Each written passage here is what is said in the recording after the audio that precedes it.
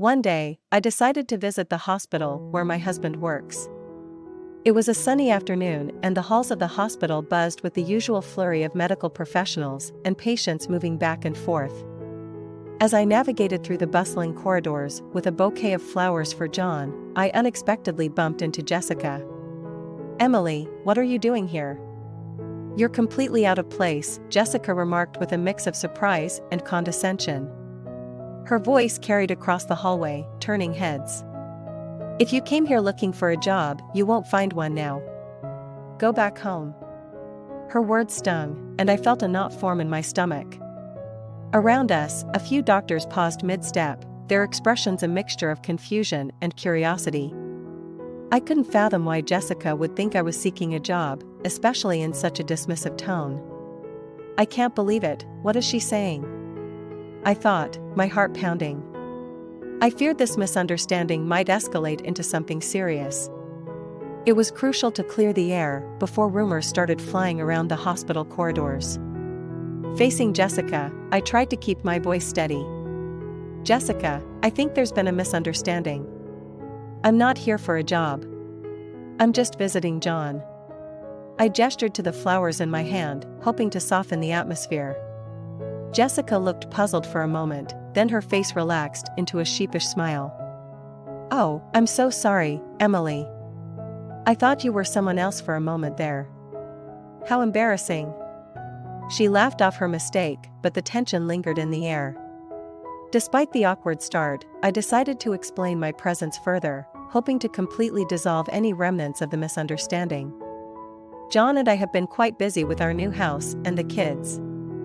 It's been a while since I visited the hospital. I just wanted to give him a surprise." Jessica nodded, her demeanor shifting to a more friendly tone. "That's very sweet of you. John must be thrilled to see you here." Her response eased my anxiety, and we parted ways amiably, but I couldn't shake off the initial discomfort her words had caused. As I continued down the hall, my mind replayed the encounter.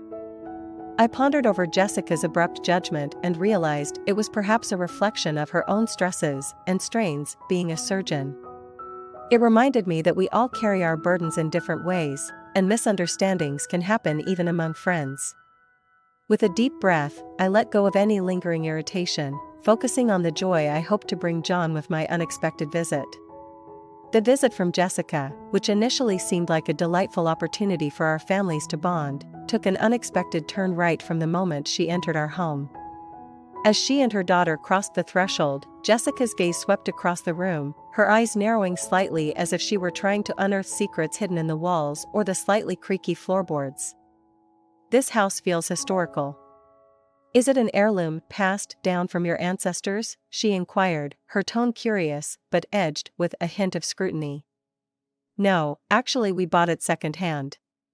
We moved in just last year and indeed it's old," John replied, his voice carrying a mix of pride and a slight defensiveness.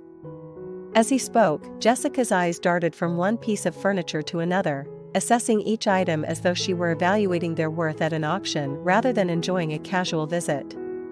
Both John and I were taken aback by her directness, which bordered on rudeness.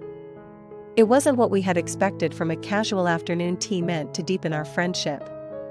Outside the living room, the laughter and cheerful shouts of our children playing together provided a stark contrast to the increasingly stiff atmosphere among the adults. During a lull in the conversation, Jessica turned to John and asked, "Which department do you work in at the hospital?" "I work in the emergency department," John began, a hint of hesitation in his voice, aware of the social dynamics often associated with job roles in the medical field. "But actually, I'm not a doctor. I'm a nurse. I support the doctors mainly." "Really? You're a nurse?" Jessica's eyebrows shot up, surprise etched on her face. "Yes, I am. I graduated from medical school, but haven't passed the licensing exam yet. I still intend to retake it next year," John explained, his tone neutral yet firm, as if he had defended his position before. Jessica paused, seemingly choosing her next words with care. It's quite unusual to hear of someone graduating from medical school and not passing the licensing exam. The conversation slowly turned towards the financial implications of our life choices. Can a nurse's salary properly support a family with children? Are you managing the mortgage payments and living expenses okay, or is that the reason behind choosing an old second-hand house? Each question from Jessica felt like an invasion, prying into matters too personal and delicate for such casual inquiry. Her words stung, and all John and I could muster were forced smiles. The more she repeated her intrusive questions, the more the initial warmth of our gathering faded into discomfort. After Jessica and her daughter left, the silence in our home was palpable. I turned to John, feeling a mixture of guilt and regret. "John, I'm really sorry if I made you feel uncomfortable because of what Jessica did. Maybe I should keep some distance from her from now on." "Don't worry about it," John reassured me, his smile gentle yet tinged with disappointment. "It was unexpected, but her personality certainly stands out." Despite his reassuring words, I couldn't help but feel that our little tea party had revealed more than I had anticipated, not just about Jessica's perceptions, but about the invisible barriers and judgments often hidden within casual friendships. As John and I discussed the day, we agreed that while maintaining professional courtesy was important, perhaps a closer personal relationship with Jessica might not be as beneficial as we had hoped. It was refreshing to make connections with other moms in the neighborhood, but after the incident with Jessica, I decided it would be best to keep our interactions to a minimum. As time passed, our family celebrated the first birthday of our second son, and life gradually found its new rhythm. I began contemplating my return to work, feeling fortunate that John's parents lived nearby and were a great support with the kids. One brisk morning, I found myself at the hospital where John works for a meeting. Arriving a bit early, I stopped by the hospital cafe to grab a hot coffee and take a brief moment to myself. As I sat there, sipping the warm beverage and enjoying the brief respite, I heard a voice that was becoming all too familiar. "Oh my, isn't that Emily?" "It's been such a long time," Jessica exclaimed as she approached me. Her tone was light, but I could sense the underlying sarcasm. "Hello, Jessica. How have you been?" "Good, what brings you here today?" "Are you here to see John? Maybe a job interview or something? It must be tough on just John's income, right?" She smirked, her words tinged with the usual provocativeness. Wanting to keep the conversation light and steer away from any potential conflict, I replied, "Well, something like that." However, Jessica didn't seem inclined to stop there. She continued to probe, her gaze intense. "This hospital has various stores, right? So where are you working part-time at? The convenience store, or maybe the restaurant?" After a brief pause, feeling the need to cut the conversation short, I replied curtly, "Sorry, it's about time for my appointment." I quickly left the cafe, hurrying through the hospital corridors. I pressed the elevator button to take me to the top floor, where I had an important job consultation scheduled with the director. The meeting lasted about an hour, after which I headed to the large auditorium of the university located within the hospital. An important announcement from the director was scheduled that afternoon, and all hospital staff were gathered there. On my way to the auditorium, I fortuitously ran into John. "John, that's great.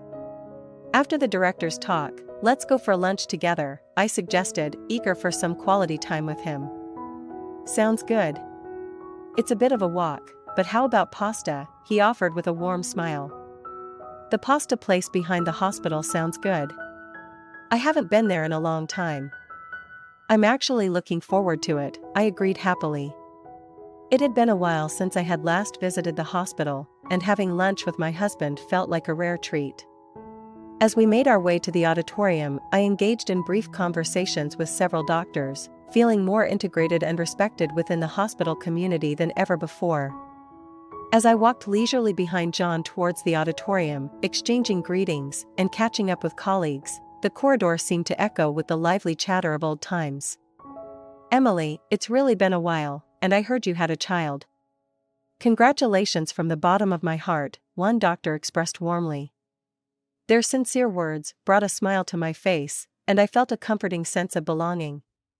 Another doctor joined in, his tone mixed with humor and a hint of struggle. "Emily, you were such a big help here. We've been in quite a stir since you left."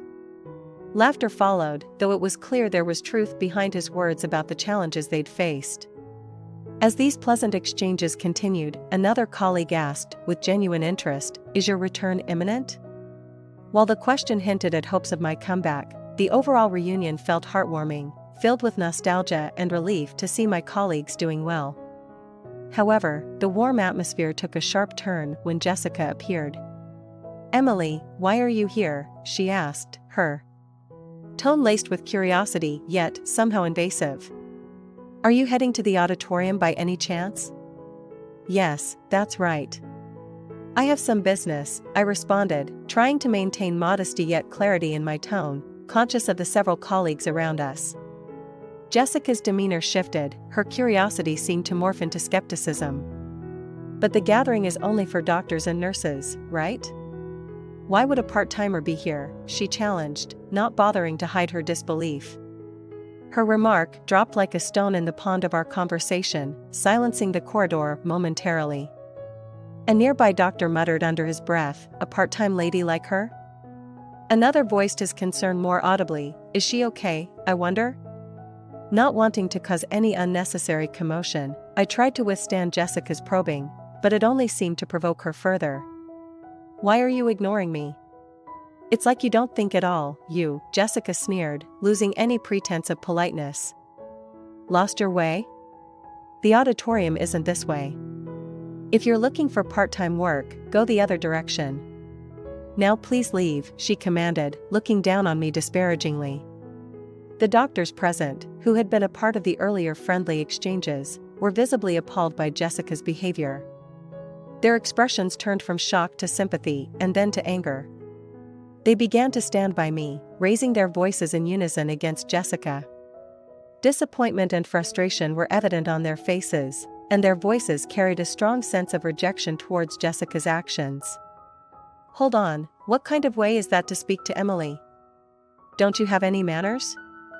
Apologize to her right now," they demanded, not just disapproving but actively reproaching Jessica's conduct. The doctors gathered around, looking tense and prepared to confront Jessica. The atmosphere was charged with tension, creating a palpable divide as they defended me against what they saw as unacceptable behavior. This solidarity among my colleagues not only comforted me but also underscored the respect and camaraderie that had always characterized our interactions, starkly contrasting with Jessica's harshness. Jessica, faced with the united front against her, appeared confused and at a loss for words. What's going on? I just pointed out that she doesn't belong here. The meeting is only for relevant personnel, and she doesn't fit the bill, right?" She attempted to justify her stance, but my patience had dwindled to nothing. With a composed tone, yet with content sharp as a blade, I addressed Jessica. "Jessica, you really are brave, aren't you? Or is it that you simply can't read the room?" I critiqued her calmly, watching as she struggled to formulate a response. "Huh, what did you just say?" she replied, visibly perplexed. I calmly made my position clear. "You'll understand soon enough, the actions you took against me and your careless remarks, the serious consequences they could bring." The doctors present showed no sympathy for Jessica. "Look, your future is now utterly uncertain," they said cuttingly. "You might want to start looking for another job while you still can." They nodded earnestly to each other. Cornered, Jessica was still unable to hide her panic and anger. "So why on earth are all of you defending this non-regular employee so much? I don't understand why you rate her so highly," she raised her voice, her frustration palpable. The conversation among the doctors echoed in the hallway. "Are you the new surgical specialist who joined last year?" one doctor inquired. "So that's why you don't know Emily?" "That's quite pitiful," another added. Jessica, with anger on her face and indignation in her tone, retorted, "What can you explain what you mean by that?" Her anger stemmed from the belief that judging people by their professional standing, regardless of their duties as a doctor, was against human dignity. The fact that someone with such values was in our workplace was deeply shocking to me, and I couldn't help but feel distrustful. Jessica seemed unaware but, in fact, I was the very person she should respect the most. The other doctors completely ignored Jessica's questions and left her with cold stares, quietly leaving the scene. Then, I stated calmly, "Well, Jessica, we can talk more about this later. You may find my husband's position as a nurse pitiable, but no matter how hard you try, you can never be like John. Besides, the fact that you find meaning in competing shows a great misunderstanding on your part." Earlier, looked stunned. The atmosphere around her shifted as she realized her earlier behavior might impact how her colleagues viewed her selection. Despite the recent altercation, her credentials spoke for themselves, and the hospital had recognized her professional contributions. I stood there, observing the mixed reactions among the crowd, feeling a blend of vindication and curiosity about how Jessica would handle this twist. As the director continued listing the selected individuals, I glanced at John, who was watching the proceedings with keen interest. "Next, I would like to introduce Emily," the director announced, turning toward me with a smile. The room fell silent for a moment, then erupted into applause. Jessica's eyes widened as she turned to look at me, her expression a mix of shock and confusion. I walked up to the front, my heart pounding with a mix of nervousness and pride.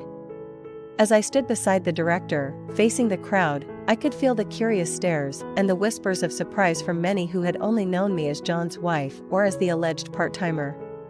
"Emily has been instrumental in some of our key projects and has shown exceptional leadership in managing our outreach programs," the director explained. "Her inclusion in this overseas training program is well-deserved, reflecting her dedication and expertise."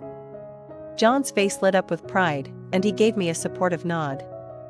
The reality that I was not just a visitor or a part-time worker at the hospital, but a significant contributor to its operations, was now clear to everyone, including Jessica.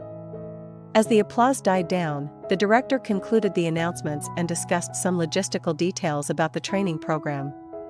The meeting wrapped up with a sense of excitement and anticipation about the opportunities ahead. Jessica, who had regained her composure, approached me as the crowd began to disperse. "Emily, I had no idea," she stammered, clearly embarrassed. "I apologize for my earlier comments. It seems I really didn't understand your role here." I nodded, accepting her apology with a gracious smile. "It's okay, Jessica. Misunderstandings happen.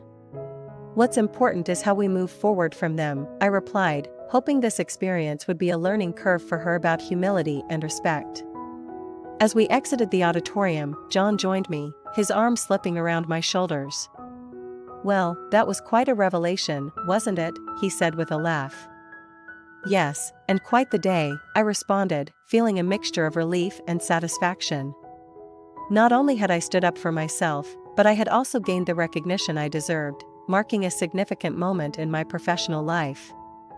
As we walked towards the pasta place behind the hospital for our lunch date, I felt lighter and more optimistic about the future, both at work and at home.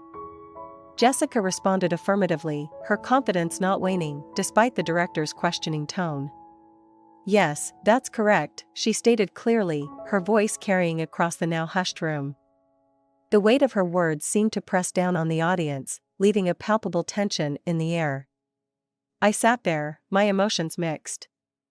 On one hand, I felt the sting of her words, targeting people like John and perhaps even myself, those she deemed inexperienced or impudent. On the other, I was aware of the broader implications of her statement for the hospital's reputation and morale. The director, still maintaining his composed demeanor, continued, his words measured and deliberate. "Jessica, while your achievements are commendable, and your ambition is clear, it's essential to remember that a hospital thrives on teamwork and respect among all its staff. We are a community here, not just a collection of individuals." Jessica nodded, seemingly taking his words into consideration, but her expression remained somewhat defiant. The director then turned his attention back to the audience, addressing everyone present with a more encouraging tone.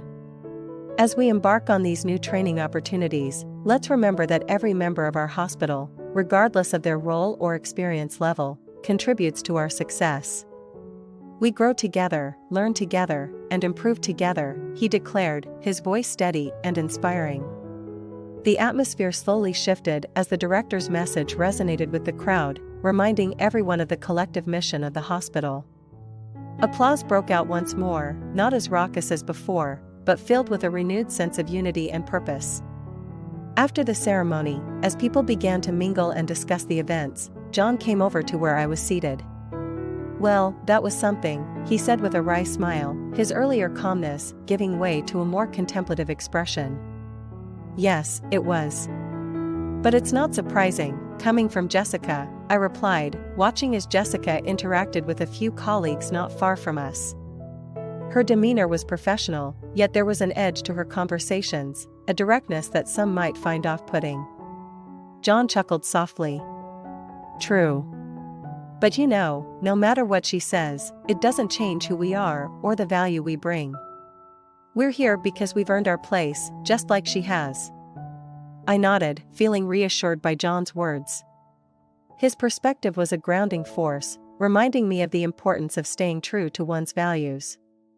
In the face of criticism or adversity, we'll just keep doing our best, supporting each other. "That's what really matters," I said, my resolve firming. John agreed, and together we moved towards the group, ready to engage with our colleagues and foster the sense of community that the director had emphasized. The incident with Jessica, while unsettling, was a reminder of the dynamic and sometimes challenging nature of working in a complex environment like a hospital. It underscored the necessity of resilience, understanding, and above all, maintaining a focus on the collective good over individual ambition. As the director's words settled over the room, a mix of murmurs and quiet speculation followed. My role as chief of the medical department, previously unknown to many due to my extended maternity leave, had shifted the dynamics of the conversation significantly. The announcement that I would be returning to my duties next month added another layer of anticipation among the staff. Jessica, still visibly shaken by the revelation, composed herself as best she could. Her eyes darted around the room, seeking affirmation or perhaps challenge, but found none. Instead, there was a palpable respect for the director's disclosure, and her earlier assertions seemed to deflate in this new context. "Indeed," I continued, addressing the room with renewed confidence, "I have been with this hospital for several years, leading our medical team before my leave. I am eager to return and contribute to our collective goals and challenges, especially in such a demanding and crucial environment as the one we're about to enter with the overseas program." The director then elaborated on the upcoming mission, explaining the challenges of the conflict zone where Jessica would lead the team. "The conditions will be tough, and the resources limited," he explained, his voice steady, instilling a sense of gravity to the undertaking. "But I have full confidence in our team's capabilities.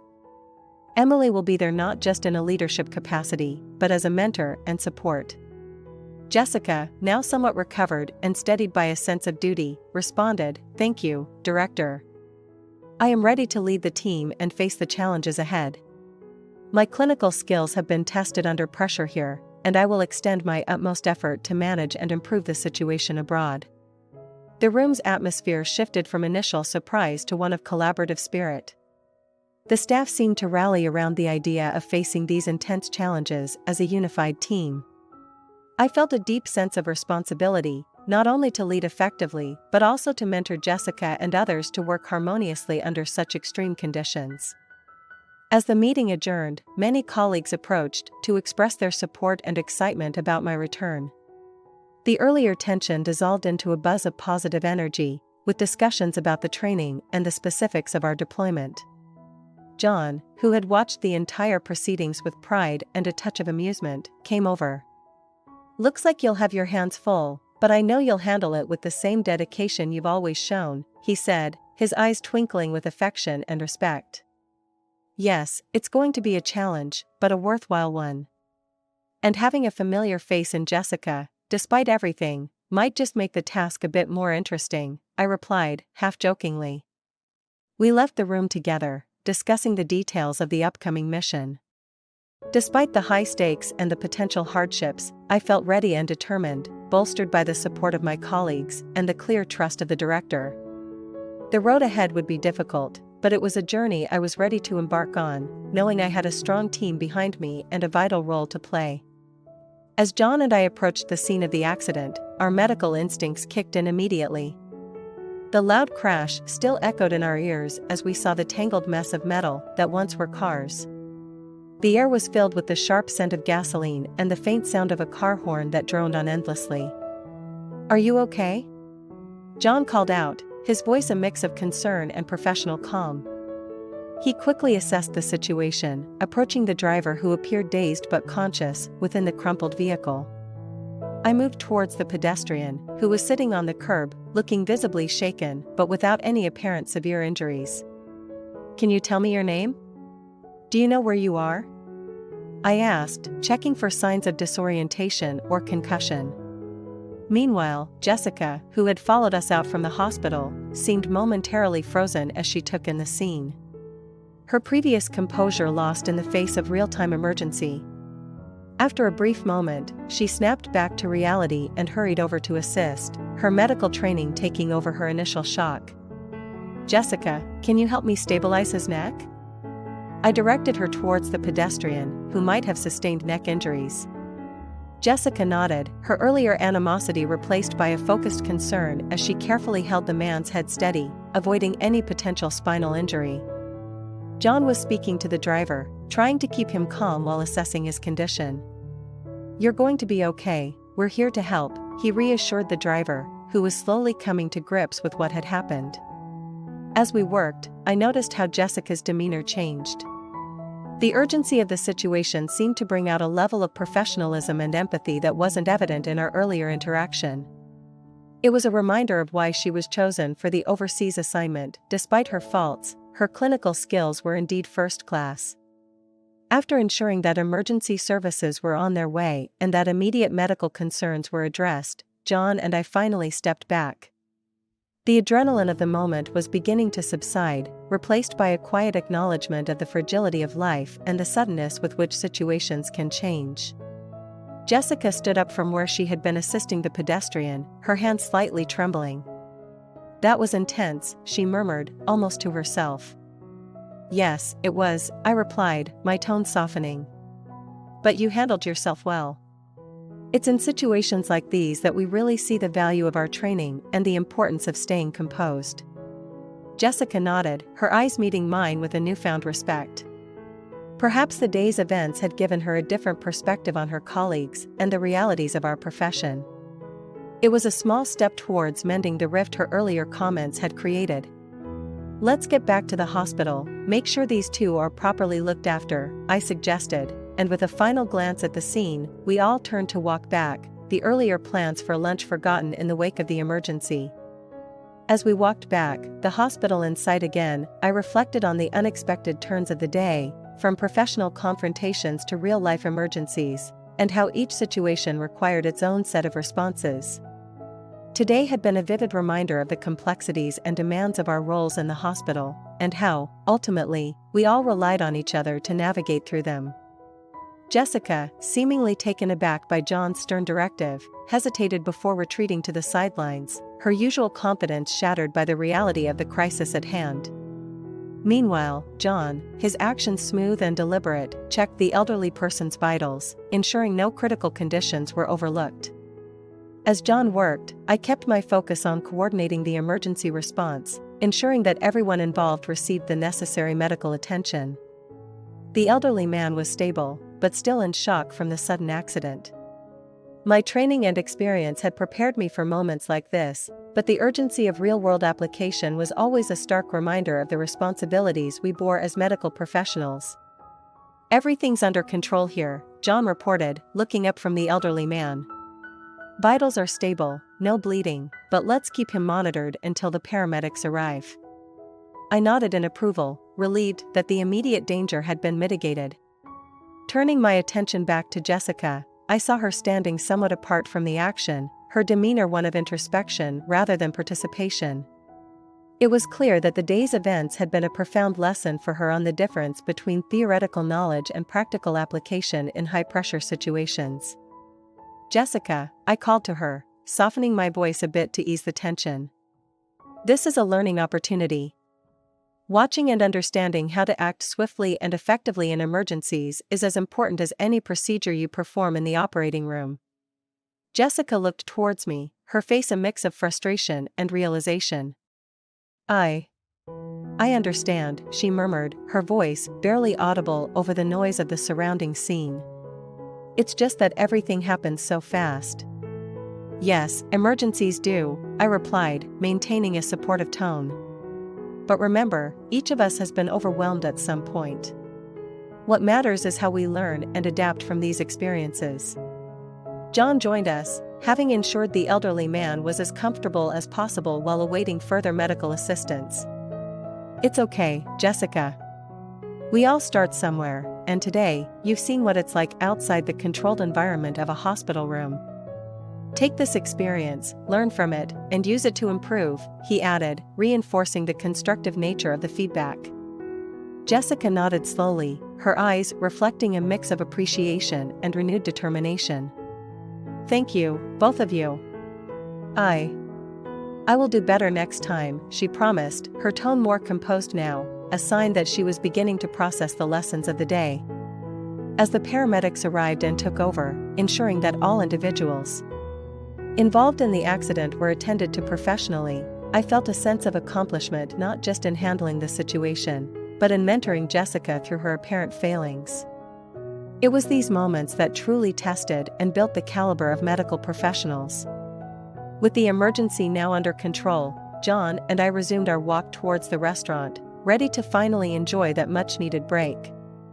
Let's get that pasta now, I suggested with a smile, ready to leave the intensity of the morning behind and focus on a quieter, more reflective lunch. Recognized and to outperform others, but today showed that practical experience and the ability to act under pressure are what really count, John pointed out. His voice was even, designed not to provoke, but to make Jessica truly understand the weight of his words. Jessica looked around, her face a mixture of defiance and realization as the implications of John's observation sank in. The emergency scenario had stripped away any pretense, revealing the gaps in her hands-on experience and her ability to respond effectively when faced with the unexpected. I stepped closer, my tone still firm but infused with a hint of encouragement. Jessica, being a great surgeon isn't just about what happens in the operating room. It's also about how you handle emergencies, how you interact with your team, and how you contribute to every aspect of patient care. Jessica was silent for a moment, her eyes darting between John and me. Finally, she nodded slowly, the fight draining out of her. You're right, she admitted, her voice low. I let my confidence in my surgical skills cloud my judgment outside of the operating room. I need to work on that. I could see the shift in her demeanor, a softening, a sign of her beginning to acknowledge her limitations and the need for growth. Everyone has strengths and weaknesses, I continued. The key is to learn from these situations. You're an excellent surgeon, Jessica, but today was about more than surgical skill. It was about being a part of a team that responds when needed most. As the paramedics and police took over, ensuring the accident victims were cared for and the scene was cleared, I saw Jessica step aside, taking a moment to herself. She seemed to be reflecting on the events, perhaps reconsidering her approach to her work and her interactions with colleagues. The crowd began to disperse, with the hospital staff returning to their duties. John and I prepared to finally head for our delayed lunch, the urgency of the morning giving way to a more relaxed atmosphere. As we walked away, John squeezed my shoulder lightly. Good handling back there, he said with a smile. Not just the medical side, but dealing with Jessica too. Thanks, John. It's all in a day's work, I replied, feeling a sense of accomplishment not just for managing the emergency, but for potentially starting a new chapter in my relationship with Jessica, one based on mutual respect and understanding. As we left the scene behind, I felt hopeful that this experience would be a turning point for Jessica, a step towards becoming not just a better surgeon, but a better teammate and a more rounded medical professional. Over her career. Despite the disappointment of her resignation, there was a sense of relief among the hospital staff. Jessica's departure allowed for a more cohesive and supportive environment to flourish, one where teamwork and mutual respect were valued above personal ambition. As John and I boarded the plane, ready to embark on our journey of learning and growth, I couldn't help but reflect on the events that had unfolded. The encounter with Jessica had been challenging, but it had also been illuminating. It had reinforced the importance of humility, teamwork, and continuous self-improvement in the medical profession. Throughout the ordeal, John had been my steadfast companion, offering support and guidance at every turn. Together, we had navigated through difficult situations, emerging stronger and more united than before. As the plane took off, I looked out the window, feeling a sense of anticipation for the adventures that lay ahead. The overseas training program promised to be an opportunity for personal and professional development, a chance to broaden our horizons and make a positive impact in the world of medicine. And as for Jessica, I hoped that she would find peace and fulfillment in whatever path she chose to pursue. Perhaps our encounter had served as a wake-up call, prompting her to reevaluate her priorities and strive for personal growth. In the end, the journey of a medical professional is not just about saving lives, it's also about learning, growing, and becoming the best version of ourselves that we can be. And as I looked forward to the adventures that awaited us, I knew that John and I were ready to embrace the challenges and opportunities that lay ahead, together, with integrity and dedication. As John and I embarked on our journey to the airport, the excitement of the upcoming overseas training filled the air. But beyond the anticipation of acquiring new knowledge and skills, there was a shared commitment to making a difference in the medical field. For me, it was about using my abilities to contribute to the betterment of healthcare, to ensure that patients received the best possible care and treatment. I believed that by working together with John and other dedicated medical professionals, we could elevate our hospital to new heights of excellence. John's determination to obtain his medical license mirrored my own aspirations. His dedication to his craft was evident, and I knew that with his passion and hard work, he would achieve great things in his career. As we continued our journey, I reflected on the challenges we had faced with Jessica and the lessons we had learned along the way. It was a reminder of the importance of humility, teamwork, and continuous self-improvement in the medical profession. With renewed determination and a sense of purpose, I looked forward to the opportunities that lay ahead. And as the plane took off, I knew that John and I were ready to embrace the challenges and adventures of our medical careers, committed to making a positive impact in the world of healthcare.